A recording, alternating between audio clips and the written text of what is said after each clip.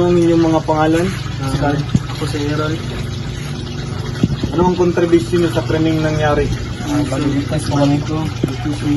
Sana nangyari kami. Saan kayo nang nangyari yung krimen? Nandyan kami. Kasi pauwi lang kami nun. Mga anong oras nangyari ang krimen?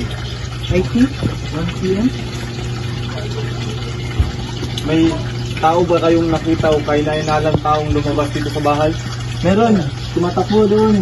Naka-jersey na pink. Ilang ang inyong mga impormasyon ay pwede namin gamitin bilang ebidensya sa at maraming salamat sa inyong kooperasyon. Salamat po.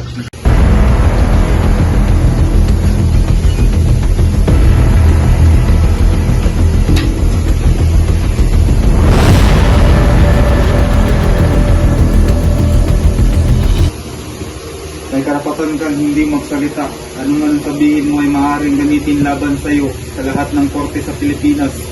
May karapatan kang pumili ng sarili mong abogado na may kakayahan at malaya.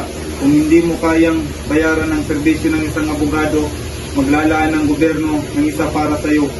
May karapatan kang pumili ng doktor na mahusay at malaya na makakapagsagawa ng eksaminasyon pisikal. Kung hindi mo kaya ay maglalaan ng gobyerno ng isa para sa iyo. Naintindihan mo ba ang mga karapatang ito? Opo.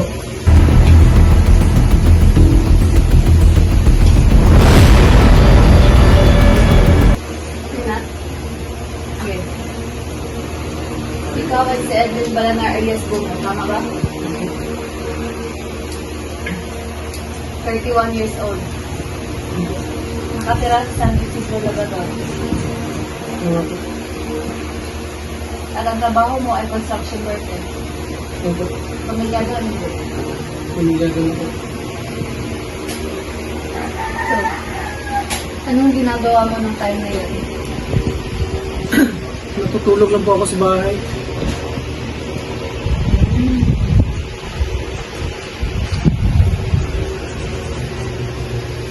Sino mga kasama mo? Yung anak ko po at saka asawa ko.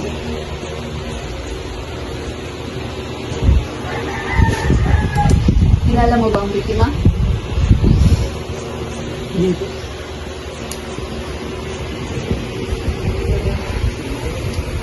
So, tinuturo na mga witness na ikaw raw ang sinaksak kang Rogelio. Totoo ba?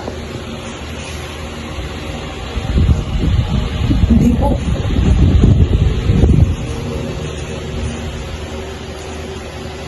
Pero nakita na lumabas ka sa mismong bahay ni Rogelio.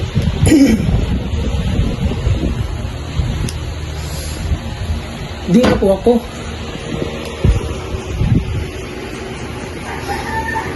Pero bakit ikaw tinuturo kung hindi naman pala ikaw ang may gawa? At sabi mo, di ba nga natutulog ka lang sa bahay niya?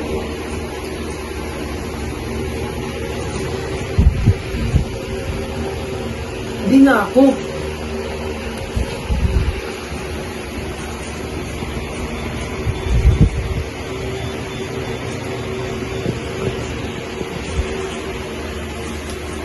So, base sa pagsusuri at mga sinasabi mo, lahat ay di tugma at lumalabas sa resulta na ikaw hindi nagsasabi ng totoo. So, sa huling tanong, ikaw ba ang pumatay kay Rogelio?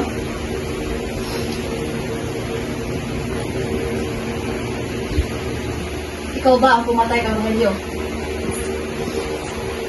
Nagawa ko po yun kasi wala kasing pera sa bayan. Wala kanyang makain ng asawa at anak ko. Kaya pumasok ako sa bahay nila tapos wala sana akong balak patayin siya tapos pero umising siya tapos nakita niya ako so pasaksak ko yung kapitbahay namin na si Rogelio.